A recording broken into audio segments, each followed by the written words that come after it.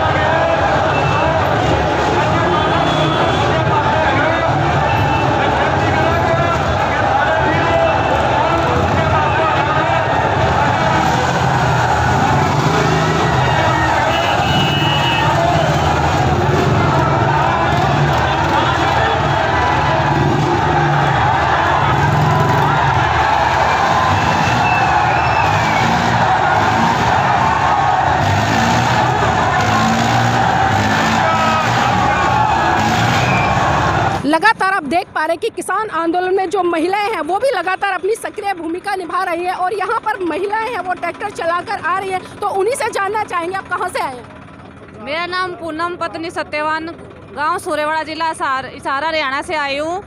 मैं इस आंदोलन में जो बड़े बुजुर्ग यहाँ बैठे हुए हैं, युवा बैठे हुए हैं, उन्होंने इतनी शक्ति और हिम्मत दिया है मुझे कि मैं खुद यहाँ तक ट्रैक्टर चला के आई हूँ। और ये सबसे इतने बड़ा ऐतिहासिक आंदोलन है जिसमें पूरे जन जन ने हिस्सा लिया है।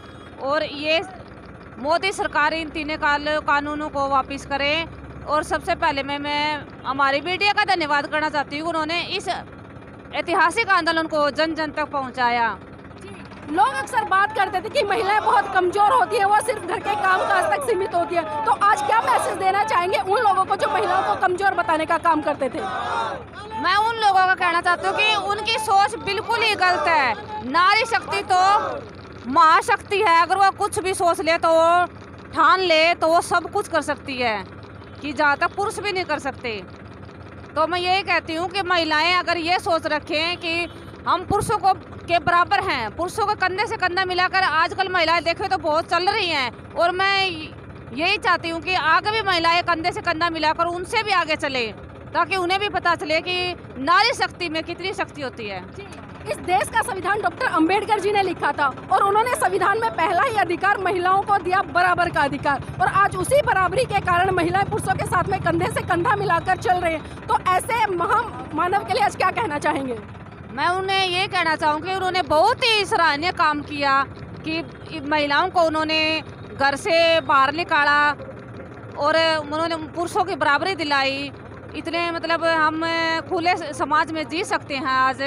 भाई हम कुछ भी करें तो हमारे पुरुष भी हमारा साथ दे रहे हैं। और मैं यही करती हूँ कि मेरे भाई बहन युवाओं से कि महिलाएं को अपने कुछ भी हो तो उसे करने दे, मतलब उसे आगे आने दे। जो उसकी इच्छा है तो कुछ भी कर सकती है वो। जो पुरुष आज भी घर में महिलाओं को दबाकर रखते हैं तो उनको क्या मैसेज देना चाहेंगे आज के इस दिन पर? मैं यही कहना चाहती हूँ कि जो पुरुष महिलाओं को दबा कर रखते हैं ये तो सबसे बहुत ही गलत बड़ा काम है। क्योंकि अगर महिला कुछ करने की सोच रही है तो हमें उसे आगे बढ़ने देना चाहिए। उससे हमारे बच्चों को भी प्रेरणा मिलती है, हमारी लड़कियों को भी प्रेरणा मिलती है कि नारी शक्ति सबसे बड़ी शक्ति होती है। जी, आपने टीकरी बॉर्डर से ट्रैक्टर स्टार्ट किया है, तो कहाँ से कहाँ तक लेकर जाएंगे इसको? इसे हम इसार गांव सूर्यवाड़ा तक लेके जाएंगे। आपने देखिए बहुत अच्छी मिसाल कायम की है, खासकर पुरुषों के लिए, उन पुरुषों के लिए जो ये कहते हैं कि महिलाएं कमजोर है। लेकिन मैं एक सवाल और लेना चाहूंगी आपसे, आपने चूड़ियां पहनी और चूड़ियां लगातार हम पढ़ते आए हैं कि कमजोरी का प्रतीक है, तो इस पर क्या कहना चाहेंगे? देखो चूड़ियाँ तो देखो मतलब ये तो एक हमारी संस्कृति बना रखी है, मतलब पहनने के लिए। लेकिन ये हमें कोई जरूर कमजोर थोड़ी बना रही है, हमसे कुछ कहते थोड़ी है। हम चाहे कुछ भी पहन लें, हाथों में बंदूक उठा लें, तो बंदूक उठाने से कोई मजबूत नहीं बनता है।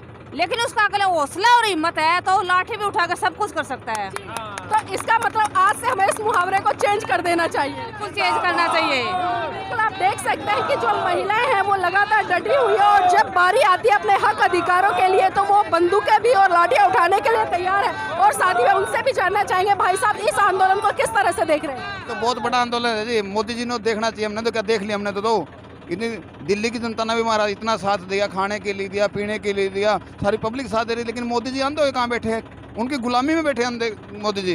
आज महिलाएं ट्रैक्टर चलाकर ले जा रही है, तो कैसा महसूस हो रहा है? ये तो हमारा सारथी है, जैसे कृष्ण जी सारथी थे, पांडव जीत गए जैसे हम जीत गए। तो आज महिलाओं के कंधों पर इस देश की कमान एक तरह से सौंप दी है कि इस आज़ादी में अगर सफलता मिलती है पुरुषों को तो महिलाओं के दम पर मिलेगी। महिला तो सभी से आगे थी, महिला बगैर कहाँ पुरुष है? हाँ जी, जहाँ पुरुष है तो महिला आगे है, तभी पुरुष है।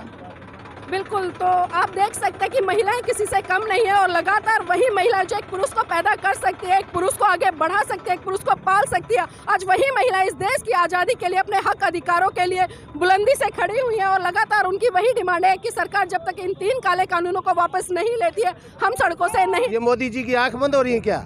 उसको समझ आनी चाहिए इस बात पे। किसान छट गया तो देश का अन्नदाता है, देश में कुछ नहीं बचेगा। किसान के साथ मजदूर है, 36 बरादरी किसान के साथ चलती है। आज के इस मौके पर देश की सरकार को क्या मैसेज देना चाहेंगे, खासकर इस बड़े आंदोलन को देखते हुए? इन कानूनों को, काले कानून जो तीनों लगाए हैं, इनको मोदी जी तुरंत वापस ले। और किसानों की ये जीत है, और किसानों ने करके दिखा दिया। 60 दिन से इतनी कड़कड़ाती ठंड के अंदर किसान रोड के ऊपर पड़ा है और मोदी जी अपना ऐश कर रहा है। ये सरकार को समझ आ जानी चाहिए। ऐसा करतूत जैसे वो कर रहा है, उसको सत्ता से पाड़ फेंकेंगे। 36 बरादरी के लोग हैं। 4 नंबर पे जो किसान भाई है उनके ऊपर पुलिस प्रशासन की तरफ से लाठी चार्ज किया गया है, तो इस पर क्या कहना है? ये बड़ी कानूनी हरकत है, और पुलिसकर्मी भी हमारे ही हैं, हमारे बच्चे हैं सारे हुए। वो तो कानून के अंदर बंधे हुए हैं। इस करके उन्हें उनके माँ बाप भाई बहन सभी तो आए हुए हैं इस आंदोलन के अंदर। बाबूजी, मैं ये जानना चाहूंगी कि आप यहाँ के लोकल हैं या इस आंदोलन में आए हैं? नहीं, मैं तो यहाँ से नांगलोई से हूँ जी। तो इस किसान आंदोलन का समर्थन कर रहे हैं आप? बिल्कुल पूरे तय दिल से समर्थन कर रहे हैं, और 36 बरादरी के लोग इसका समर्थन कर रहे हैं। ये नहीं जमींदार सभी किसान भी और मजदूर भी, सभी लोग इसका समर्थन कर रहे हैं। एक सवाल और लेना चाहूंगी आपसे कि जो आपने अभी 36 बरादरी की बात की, तो इसमें कौन कौन से समुदाय आते हैं? सारे समुदाय के लोग हैं इसमें। इसके अंदर जाट है और पिंडत है और सारे हरिजन भाई हैं, सभी बरादरिया के लोग हैं इसमें। मजदूर भी तो हमारे साथ ही हैं। किसान के साथ 1 लाख किसान काम थोड़ा करता है, उसके खेत में 36 बरादरी काम करती है।